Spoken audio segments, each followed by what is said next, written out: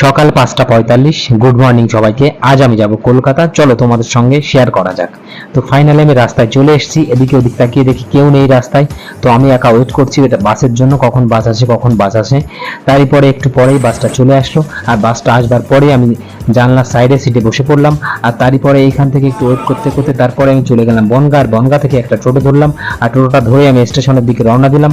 আর তারপরে আমি এইখানে দাঁড়িয়ে দাঁড়িয়ে একটু ট্রেনটা চলে আসলো, আর ট্রেনটা আসবার পর ট্রেনে আমি উঠে পড়লাম। আর ট্রেনে উঠবার পরে আমি এখান থেকে নেমে পড়লাম। আর নামবার পরে আমি এখান থেকে যখনই নেমেছি মানে প্রচন্ড গরম, আর লোকজন দেখে আমার আরো বেশি গরম লাগছিল মনে হচ্ছিল। তো যাই হোক, আমার অবস্থা দেখে বুঝতে পারছো আমার অবস্থাটা কেমন। তো তারপরে আমি মেট্রো থেকে একটা টিকিট কাটলাম, আর মেট্রো থেকে টিকিট কাটবার পর মেট্রোতে উঠবার পর আমি এখান থেকে নেমে পড়লাম। আর আমি যে কাজের জন্য কলকাতা এসেছি সেই কাজটা এখান থেকে করে ফেললাম। আর কাজটা করবার পরেই আমি এখান থেকে চলে গেলাম সোজা হোটেলে। আর এইখানে একটা হোটেল আছে, এই হোটেলে নাকি সবজি ভাত মানে সবকিছু দারুণ হয়। তো তার